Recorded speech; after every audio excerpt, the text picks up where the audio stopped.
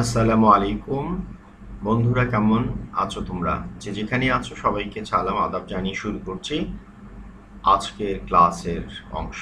আমরা গতানুগতিকভাবে এই ক্লাসটির দ্বিতীয় অংশে রেকর্ড করছি। তো সবাই খাতা এবং কলম নিয়ে রেডি হও। আমরা যে লালন, আমাদের দ্বিতীয় যে লালনের অংশটি আলোচনা করছিলাম আগের ক্লাসে, তার ধারাবাহিকতায় we are now going to take the second part of the class. এই অংশে রয়েছে ফ্লো চার্ট। তো ফ্লো চার্ট আসলে কি? তো আমরা যদি ফ্লো চার্ট নিয়ে একটু কথা বলি, তো ফ্লো চার্ট মানে হচ্ছে প্রবাহ চিত্র। তো এই প্রবাহ চিত্র কিন্তু একদম খুব সহজ না, আবার ভয় পাওয়ারও কিছু নেই। তো আমাদের ব্যাপারটা হচ্ছে আমরা প্রবাহ চিত্র ধারাবাহিকভাবে কোনো কিছুকে লিখে যাওয়া। এবং এখানে যে বলা আছে read the following text and make a flow chart about the popular story of Lalon Shah. তো ফ্লো চার্ট এখানে based on your reading of the text makes a flow chart বা শর্ট নোটস। তো এই ফ্লো চার্টটা আমাদের 6টা বক্স থাকে, সেই বক্সের উপর লিখতে হয় এবং পরীক্ষার মতো অবশ্যই বক্স রাখতে হবে। সে বক্সটা আমি কিভাবে লিখব? সেই বক্সটাকে আমি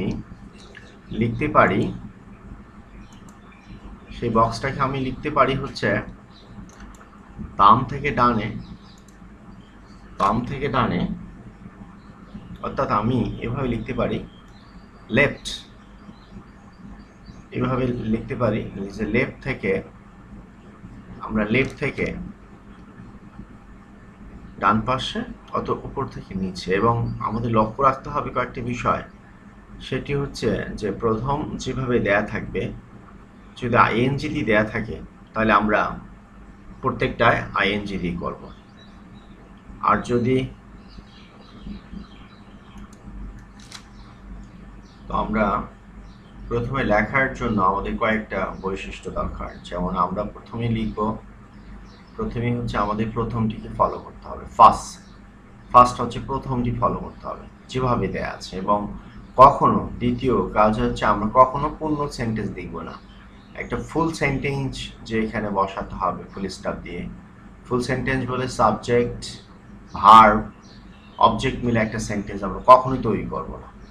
তারপর হচ্ছে আমাদের ধারাবাহিকতা মেনটেন করতে হবে। 3টে জিনিস খুব ইম্পর্টেন্ট, যে আমরা ধারাবাহিকতা মেনটেন করব, যে একটা 1 2 3 4 আসবে, একদম 6 আসবে না, আবার 6কে আগে দিয়ে 2কে দেওয়া যাবে না, অর্থাৎ ধারাবাহিকতা।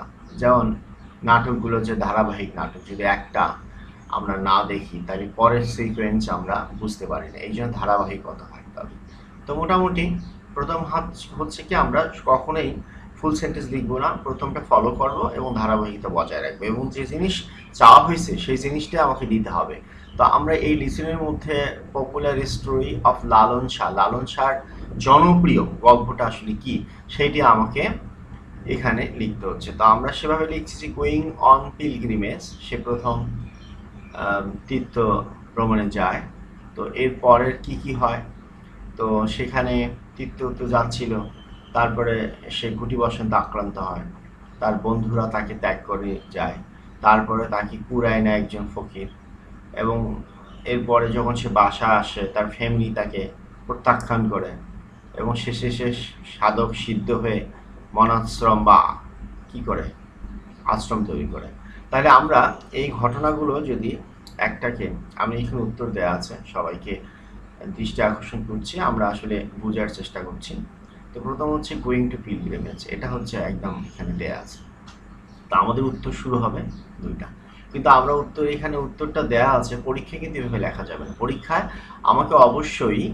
আমাকে কি করতে হবে, এইরকম বক্সগুলোকে আমাকে রাখতেই হবে। তো এই বক্স লিখে এখন আমি এইভাবে দিতে পারি, অথবা উপর থেকে নিচে দিতে পারি। তো এখন আমি কি করব, কন্ট্রাক্টিং স্মল বক্স, বা আমরা এখানে শুধু এই শব্দ না, বিভিন্ন শব্দের মধ্যে দিতে পারি। হ্যাঁ, যে কন্ট্রাক্টিং স্মল বক্সের সাথে তা মানে হয়ে গেল, বা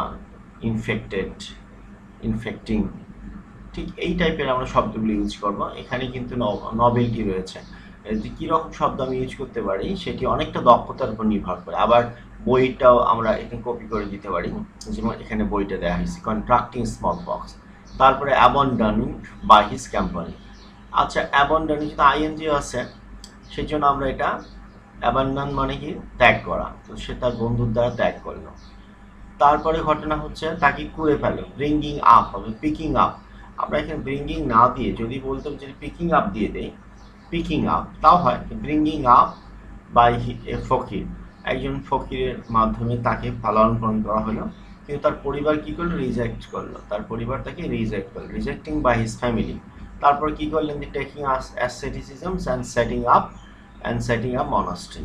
তাহলে আমরা এই 6টা ঘটনা ধারাবাহিকভাবে বললাম। এখন যদি কেউ লেখে যে না, কন্ট্রাক্টিং স্মল পক্সের জায়গায় তারপরে আছে 4 নম্বরটা 3 নম্বরে দিল, ব্রিঙ্গিং আপ ফকির, আবার 3 নম্বরটা 4 নম্বর দিল, তখন কিন্তু ধারাবাহিকতা নষ্ট হয়ে গেল। তাহলে আমরা কখনোই ধারাবাহিকতা নষ্ট করব না, এবং প্রথম অংশটা যেভাবে দেয়া আছে আমরা সেইভাবে ফলো করবো। তাহলে সেরকম ফলো করবো এবং কখনোই সেন্টেন্স লিখবো না।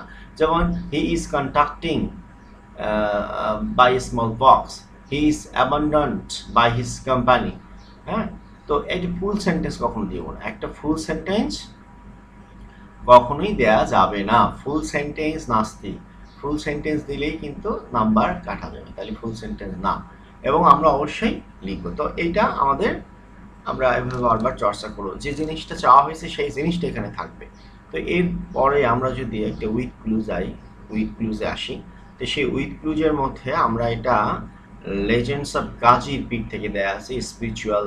তো এটা করার জন্য প্রথমে আমাদের এই অর্থগুলো জানা দরকার। আমরা যদি এই অর্থগুলো জানি, যেমন স্পিরিচুয়াল মানে আধ্যাত্মিক, হ্যাঁ, আধ্যাত্মিক, হার্শ মানে রুক্ষ, কঠোর, হ্যাঁ, তারপরে হচ্ছে মেড মানে তৈরি করা, তার মানে একটা শব্দটা যদি লিখে দেই, রুক্ষ, আচ্ছা, মেড মানে তৈরি করা, ইনসিউরিং নিশ্চিত করা, কালেক্ট মানে সংগ্রহ করা, ইনভোক মানে উচ্চারণ করা, মনে করা, হ্যাঁ, মনে করা বা উচ্চারণ করা। আমরা উচ্চারণ করাটা বলতে পারি ক্যাপটিভেটিং মানে আকর্ষণীয়, আকর্ষণীয়,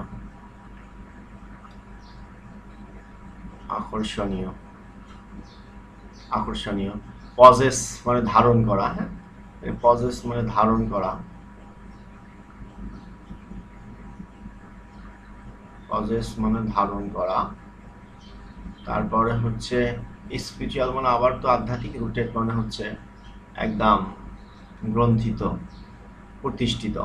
তো লেজেন্ডস অফ গাজী পীরিজ আমরা যদি এখানে বলি, তো এই শব্দগুলোর মধ্যে আমরা দেখব is a captivating tales deeply rooted, গভীরভাবে প্রতিটি in the folk culture of Bengal region, বাংলার অঞ্চলে গাজী পীরের কিংবদন্তি, লেজেন্ড মানে কিংবদন্তি, কি হচ্ছে ক্যাপটিভেটিং টেল, আকর্ষণীয় গল্প, যার deeply rooted in folk culture, specially in the Sundarban. According to stories, Gazi পীর was a powerful saint, শক্তিশালী দরবেশ, who possessed miraculous power.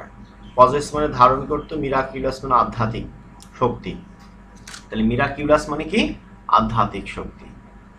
আচ্ছা, এটা অতীতকাল, এই জন্য past tense। He is believed to have made a pact with tigers and crocodile. pact মানে চুক্তি, বিশ্বাস করা হয়েছিল সে একটা চুক্তি করেছিল বাঘ এবং সাধকদের দ্বারা সবই সম্ভব, এবং কুমিরের সাথে। তো টু হ্যাভ মেড এটা পারফেক্ট ইনফিনিটিভ। তো and thus ensuring the safety, ensuring নিশ্চিত করেছিল the safety of the local inhabitant who ventured into the, যে কি উদ্যোগ নিয়েছিল into the harsh, into the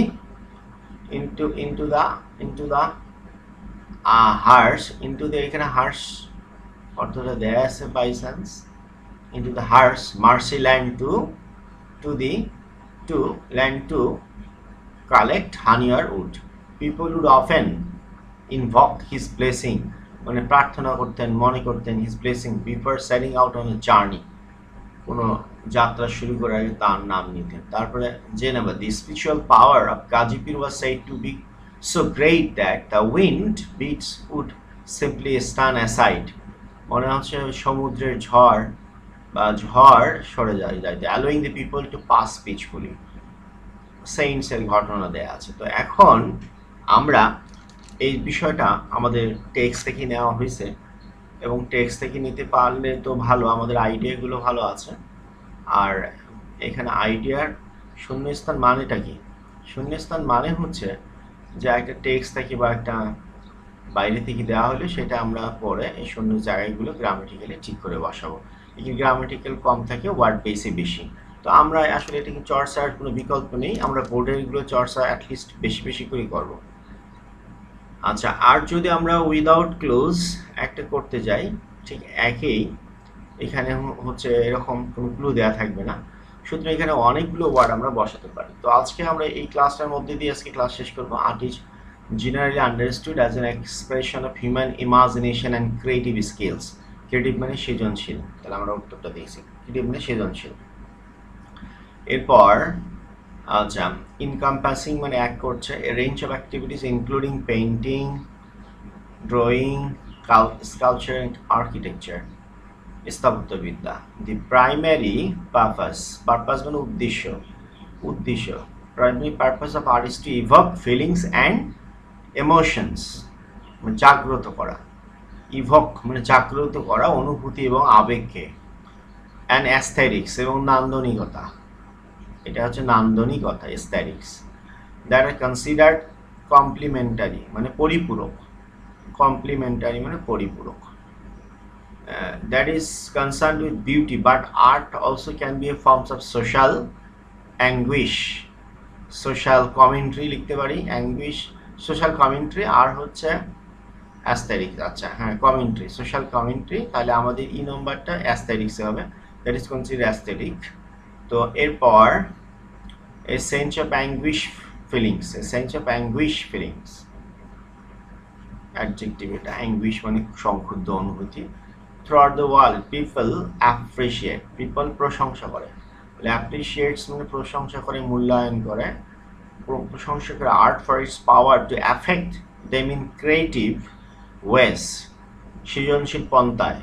as the famous painter Pablo Picasso said, the purpose of art is washing the dust of daily life of our soul. তাহলে dust মানে আবর্জনা, প্রতিদিনের আমাদের জীবনে আবর্জনাকে পরিষ্কার করে।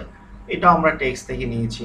তো আমরা টেক্সট চর্চা হয়ে গেল আমাদের, আর আমরা সবসময় বোর্ডেরগুলো বাসায় করব, আর এই বোর্ডগুলোকে ধরে আমরা বাইরের যেখানে সেখানে পাই এগুলো করব। তাহলে আমাদের এগুলো করলেই আমরা খুব ভালো করতে পারবো। তো বন্ধুরা, আজকে আমাদের দ্বিতীয় পর্বের দ্বিতীয় অংশ লালনের ইউনিট 2 লিসেন টু এর, তো সেখান থেকে আমরা আজকে এখানেই শেষ করছি। সবাইকে ধন্যবাদ এত সুন্দর করে ক্লাসটা করার জন্য, এবং আবারও আমরা কোনো একটা লিসেনে হাজির হব। সেই পর্যন্তই সবাই ভালো থাকি, শুকর আলহামদুলিল্লাহ, আল্লাহ সবাইকে ভালো রাখুন। আসসালামু আলাইকুম।